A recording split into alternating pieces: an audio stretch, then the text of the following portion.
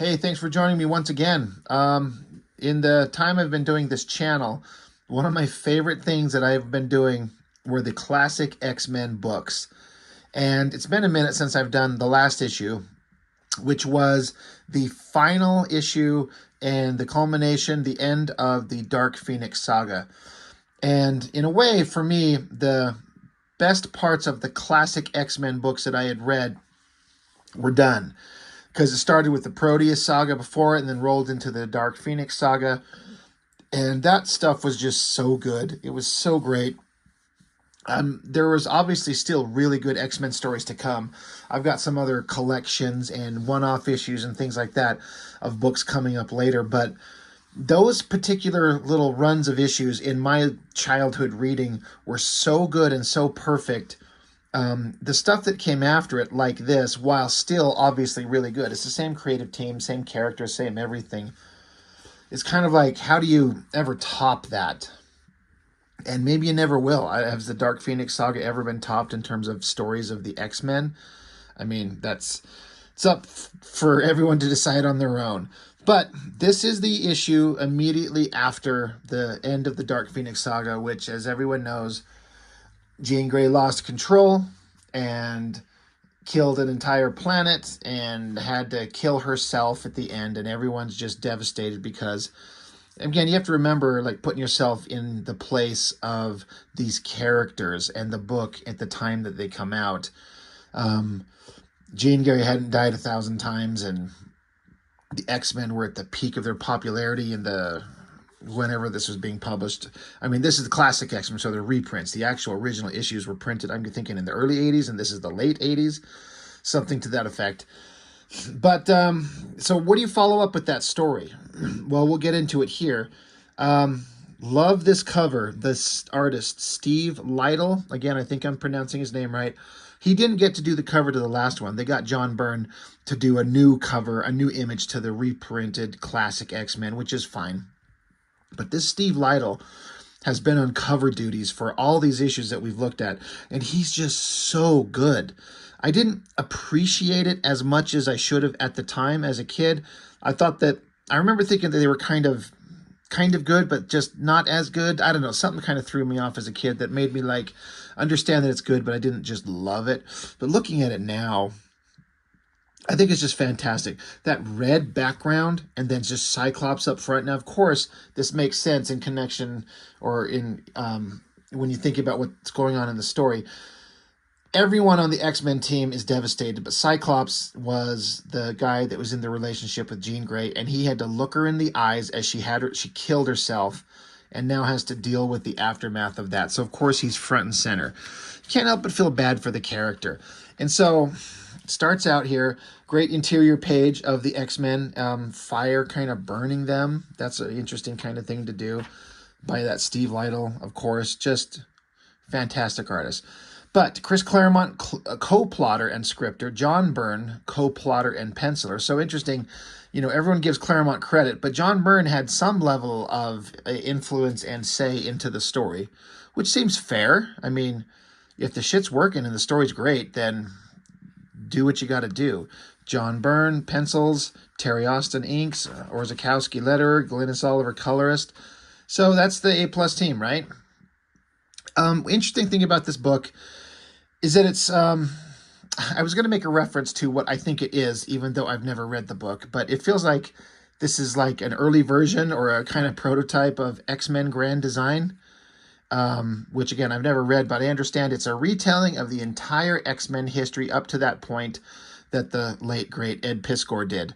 This is basically the same thing. It's basically Cyclops in his thoughts, going over in his head the entire history of the X-Men. So, kind of interesting. If you had been reading all the books, you kind of know all this stuff, and so do you just want to see? Is it like a clip show? Like there's a TV show, they do a clip show to just show past clips of other stuff that you've already seen. I don't know, but it starts out with this, grave site. And this is a scene that's similar to something I think we've seen a bunch of times where everyone's gathered around the grave site. Interesting thing is that they put a hard specific date on Jean Grey's age, which you know, the nature of comics and the way that they have to keep moving through time and never aging, to put it that she was born in 1956 and died in 1980, you know, that makes books later on not make logical sense. It doesn't, it's a minor thing. Like, who cares? If you read comics, you understand. You just have to let these things slide. You just have to, like, just not think about it. But so I'm thinking, if I remember correctly, if I understand correctly, 1980, the year she died, is the year the book was made, and this reprint is February of 1990. So 10 years after the fact, they're reprinting the books, which is a really interesting concept. I talked about this before. You take old books that were really good and just slap a new cover on it and reprint it for a new audience. I mean, I would say, like, the trade collection market hadn't found its way into existence yet, I would guess, in 1990. I don't know. I think all comics were just sold as these floppies. At this day and age, today, no one would dare do this because, one, it's way expensive to print, and why reprint single issues when you can just release collections in perpetuity forever? So, but I'm super glad that they did. I may not have got to experience this story. I think there's something to be said to experience these stories in chunks spread out over months, where you have to live with one little bit and think about it and talk with your buddies about it and wonder and ponder it and then wait for the next book to come out, as opposed to getting the entire thing and reading it in one shot. Now, it's another thing if you've already read it, but then you want to collect it up later. I just feel like the best reading experience is delay in between. And that's something that, you know, everyone can have their own opinion on it, but I felt that way for a long time. Sometimes, you know, binging the stuff in one sitting can be good, but sometimes it's better if you have to, like, get it in pieces over time. Anyway, it's basically just Cyclops' thoughts out about how he's sad, he's broken, he's lost. Jean, you're everything to me, as necessary as the air I breathe. He stands over her grave and he says, her name is Jean Grey, mine is Scott Summers. This is our story. And so then it just goes through, again, it's Cyclops' thought and other people looking on at him. Beast, Angel, Iceman, I'm guessing. And it's just kind of going over the basics of the X-Men from issue 1, which I have never read the original issues. But, you know, Professor X starts up the team. And he just, you know, Scott in his thoughts is just going over, you know, Hank McCoy is this, and Warren Worthington is this, and Bobby Drake is that. And then eventually a girl shows up. And this is funny because this is, I think, the excuse that a lot of people use why they made Iceman gay, is because when the hot girl shows up, all these dudes were like, holy crap, look at the hot girl. And he's like, girl, big deal. I mean, just because a dude isn't hyper-focused on a chick doesn't mean he's instantly gay. But somebody decided that they wanted to do that, and so now I guess Iceman's gay, which, whatever. I mean, it's just one of those things where it's added to the character decades after the fact. It feels like, I don't know, I'm not going to get into it, fuck it, whatever. I'm going to shut up about it. A character that was created one way and then some artist or writer alters it decades later. It doesn't seem like a smart thing to do, but what do I know? I don't know anything. It talks about their first encounter with Magneto and how they stood up to him and did really well. Ran into some other bad guys. I mean, I don't know if that's supposed to be the Blob or something like that. I kind of feel like the Blob wasn't showing up that early. Then you got Magneto again with Quicksilver and Scarlet Witch. Mastermind. I didn't know he was part of Magneto's original Brotherhood of Evil Mutants. Toad, and then Namor. But they had to take all of them on. And then there was another story where they had to fight Magneto again, and they kidnap Angel, so they all go up into Asteroid M, and maybe the first time in a long line of Asteroid M exploding after the X-Men have a fight. Because that was a thing that would repeat itself a couple times at least. Then it comes back. There was a point where they were saying that there was a battle. And I want to make sure the battle left Professor X injured, and his psychic abilities were gone. He couldn't help them. So the X-Men had to face Magneto and all these guys on their own. So these teenage kids went into space and faced an exploding asteroid and falling back to Earth on a spaceship, only to find out that Professor X had faked his injuries to test the X-Men. Like, yeah, I actually could work. My mental abilities work just fine. I just want to see how well you guys would do. And Cyclops didn't like that none too good. He's also saying none of us thought to consider their fate if they failed. Like, these kids would have got blown up in space. So then Professor X also said he has, like, important things he has to go do. So he has to take off and leave the team. So they left Cyclops in control. He sees how Angel's hitting on Jean Grey, because Cyclops is a bit of a dickless wonder, and he wouldn't ever put the moves on her. He wouldn't tell her how he felt for a long time. Of course, that's comic book drama. They go to the Savage Land. Looks like Kazar was going to feed her to a dinosaur. I mean, you don't see that going on, but it says here, I saw Jean about to be sacrificed to a Tyrannosaurus Rex. I assume that's Kazar. And then this other storyline that they crossed into, the Stranger, who turned out to be an alien and then took Magneto and Toad with him into space and said, you'd never seen them again. Of course you did. And then the X-Men by themselves, because Professor X was gone, but I guess he's back now. But they had to fight Kane Marco, the Juggernaut, the half-brother, and they had to rip his helmet off to zap his brain, which is how that seems to happen quite often, because that's how you do it. When you create a character who's basically completely invulnerable and unstoppable, and he's psychically shielded from his, his mental control with the helmet, well, you have to get the helmet off all the time.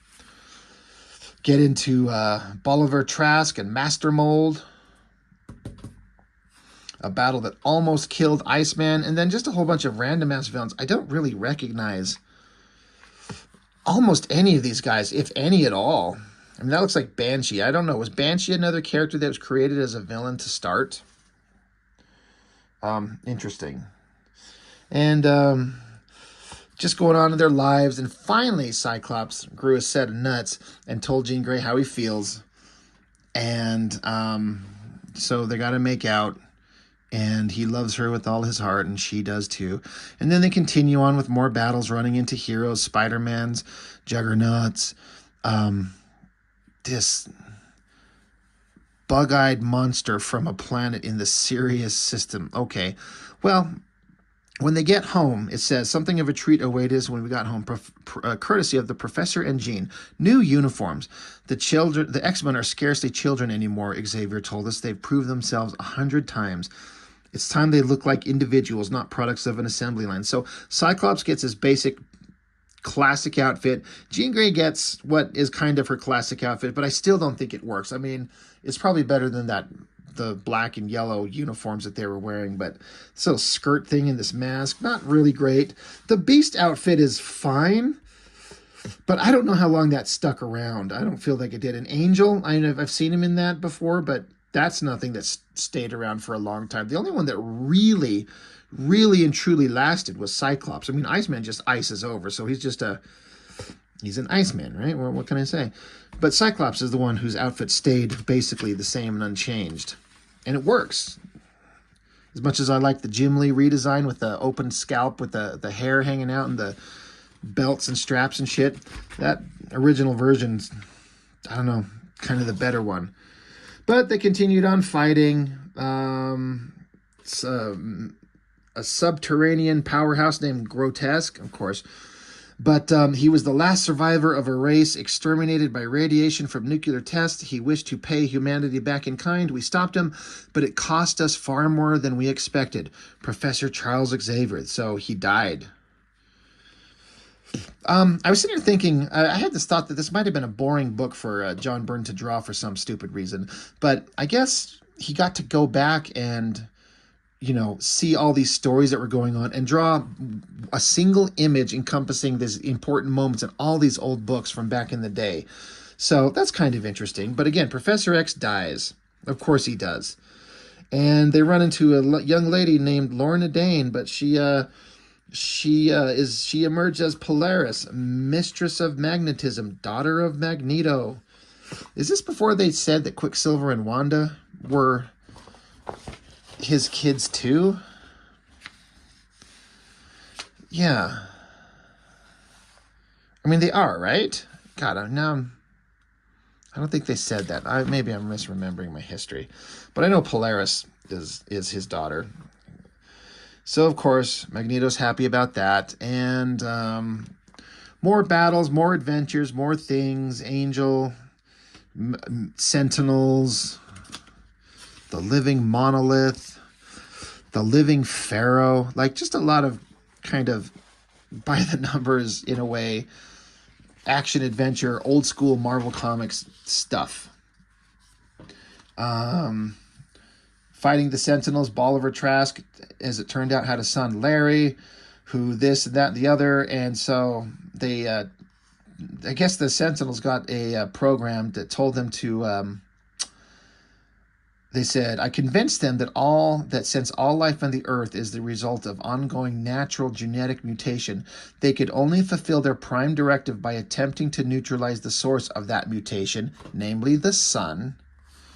So all the Sentinels flew into the sun, bunch of dumbass robots. Then they run into Carl Lycos, who becomes Sauron, giant lizard man who would fight in the Rob Liefeld X-Force comics decades later and still be not very interesting.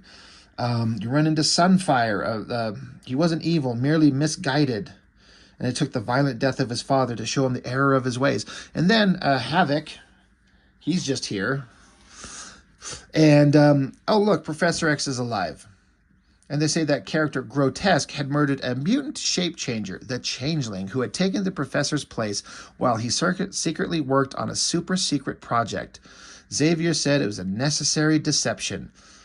I wondered, all the pain, the grief we suffered had all been for nothing. I thought it cruel. I mean, that is pretty fucked up. To intentionally replace yourself and let them get killed and let all your students think you're dead. But these are old stories that people didn't think along those lines. More villains fighting. Cyclops looking on, thinking about how Beast...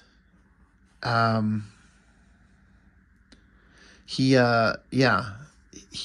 joined the Avengers and at some point become the blue furry beast.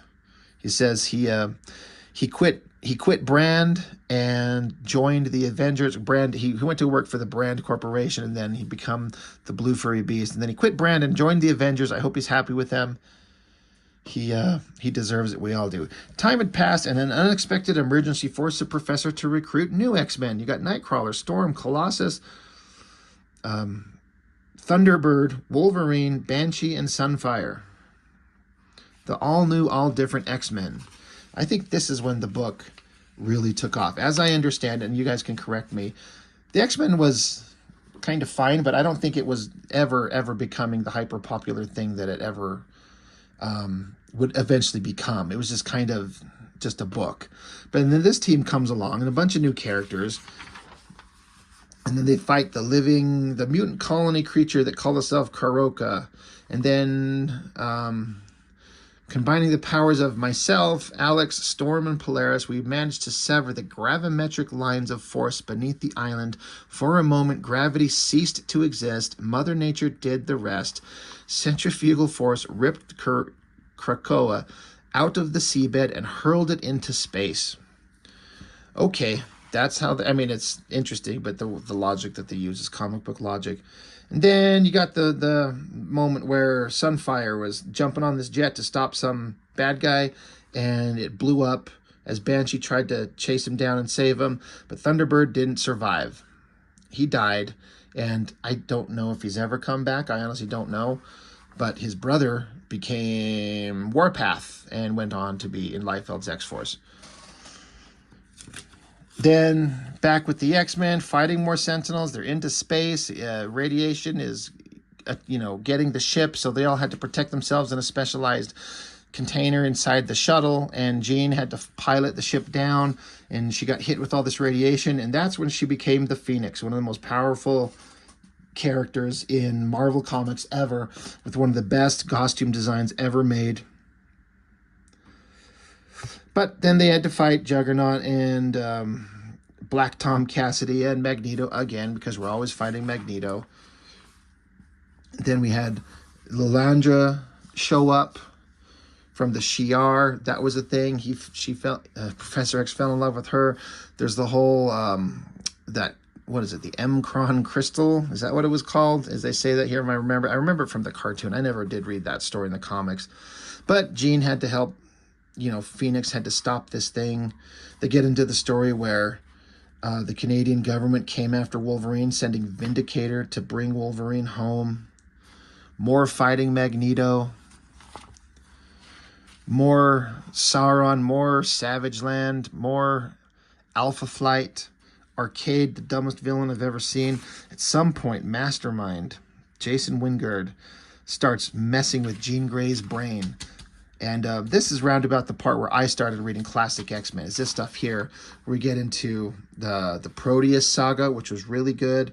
Kitty Pryde is introduced, the Hellfire Club, and how they manipulated Jean Grey. But what they did is they set free the Dark Phoenix, Ravager of Worlds, killed an entire planet, billions of people, and the last thing that she could do in the end was kill herself to stop the Dark Phoenix from existing. We've gone over all these stories in the previous classic X-Men books. So Scott has to say goodbye, or give his condolences to Jean Grey's parents. And this thing is interesting, where Lilandra, she comes along and says, "Please accept this gift. It is a hollow empathic matrix crystal. Touch it and you will not only see a three-dimensional image of Jean, but feel the essence of her personality as well. This way, a part of her will always be with you." So that's some magical alien bullshit. But then, of course, Cyclops is like, "I'm leaving." And Nightcrawler's like, "You can't." Professor X is like, "I understand. When will you be back? I don't know. I've got to figure out my shit." And while they're all off at the funeral, back at the X Mansion, Kitty Pryde arrives to finally join as the newest and youngest member of X-Men. The X-Men will never be the same again. And it's a new beginning because she joins the team and has been with them ever since. So, pretty good story. Pretty good kind of summing up the entire history of the X-Men. And, it's a good book, well drawn. Everything's there. It's good stuff. Then we get into a backup story here. This one has some interesting things. I didn't appreciate it too much as a kid. But Her First and Last, written by Ann Nocenti, Kieran Dwyer, penciler, and Hilary Barta, inker. I didn't appreciate this artist. I know the name, but I don't know much about him. But it's a story about Rogue as a kid. She's with this teenage boy. "Are you scared?" She's like, "Never, go faster." Really good drawing. I mean, that'd be hard. It's hard enough to draw like teenage kids, realistic clothing, on a bicycle in this perspective. I mean, there's some really big skill going on here. But they wipe out on the bike. And again, this bouncy, energetic, cartoony, expressive art. I'm just kind of shocked at how much I like it. Again, when I was younger, I didn't really appreciate it. But now I kind of do. He, rams the bike in as they were jumping, sends her flipping over, but then she does a tuck and roll, lands on all fours like a cat. And he says, "Whoa, you landed as good as a cat." So this drawings of her flipping and landing, really good. This picture of her on the bike with the kind of cartoony tilt that he's got it at. So this kid really likes Rogue. So he comes charging after her and says, "Come here, kitty cat." And he goes to give her a little kiss on the lips. And she, of course, isn't having that because, of course, you're supposed to ask for permission.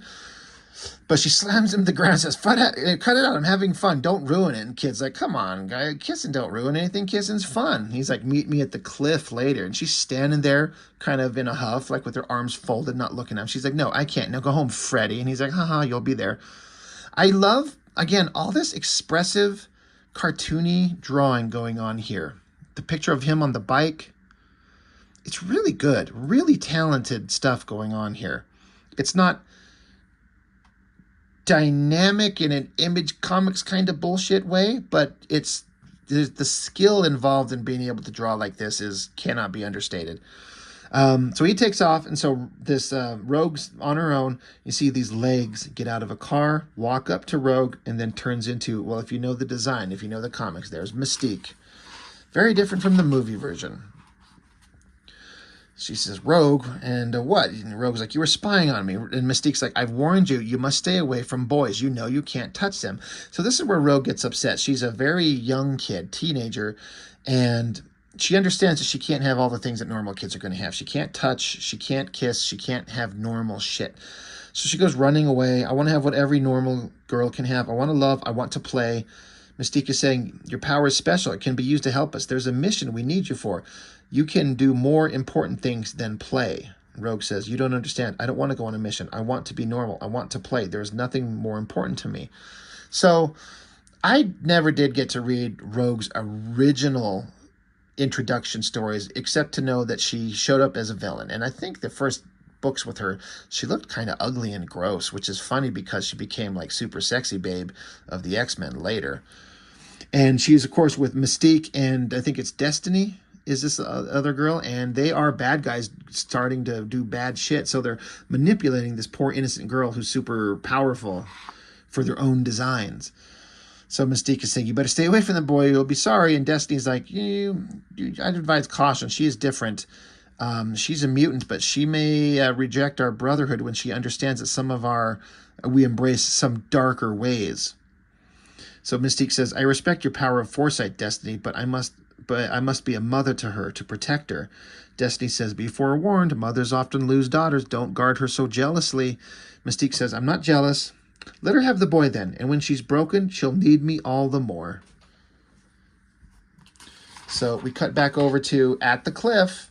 There's the boy, Freddy, and Rogue's there with her. And so they're obviously very good friends, and they just want to play and have fun. Freddy's like, "Rogue, get away from the edge. Come over here and sit with me." And she's like, "Sit? For what?" And so there's this rope hanging from the branch. Rogue grabs onto the rope.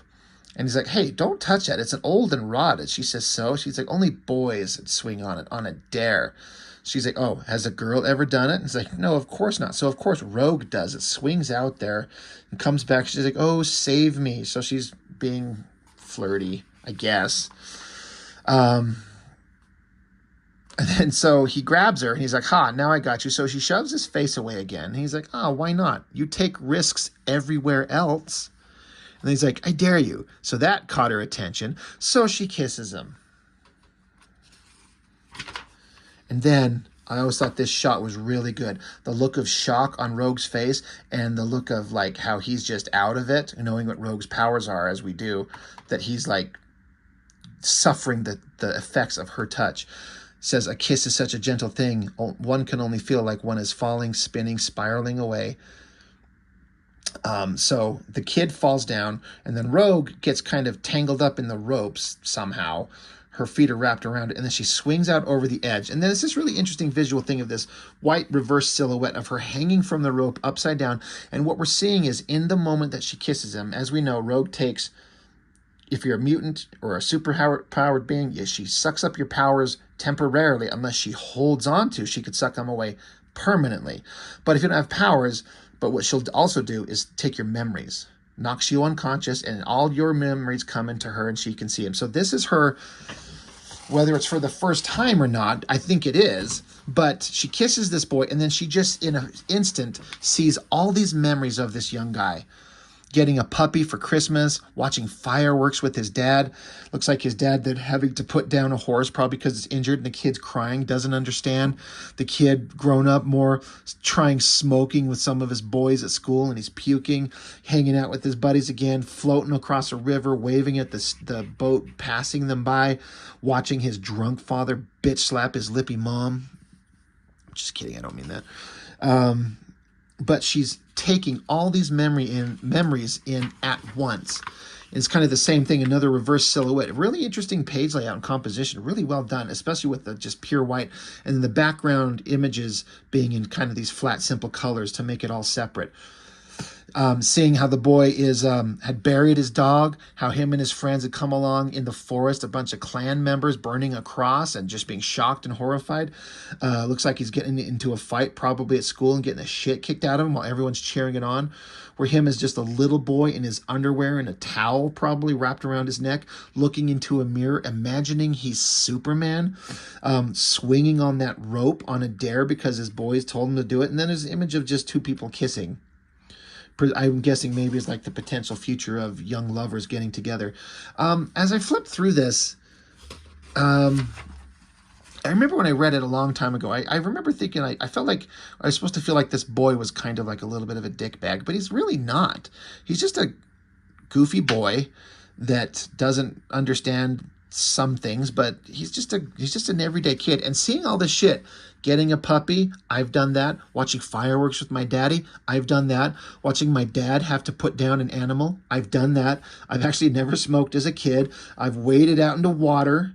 Never seen parents bitch slap each other. I'm fortunate enough to have never been part of that. I've had to bury pets. I've never ran across a Klan meeting in the forest. I've been in small fights at school. I got into some, not actual physical fights, but I had some rough moments that really made some defining emotional moments for me as a kid.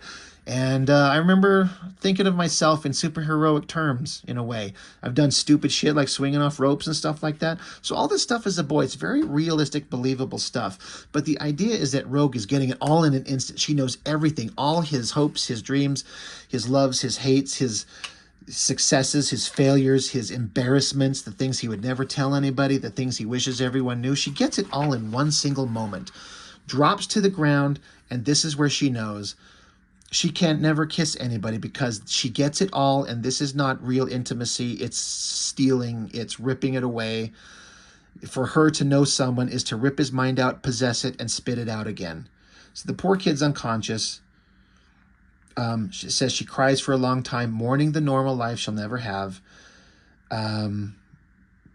So Freddy, he'll wake up and wonder what happened, as he will always wonder why that feisty girl named Rogue kissed him once and would never, ever speak to him again. And then it gets back to Rogue going into the room with Mystique and Destiny, and she's got a suddenly big attitude change. She's like, hey, I smell cookies. What's going on? And they're like, what? Are you ill? What's wrong with you? She's like, oh, by the way, I'm ready to do...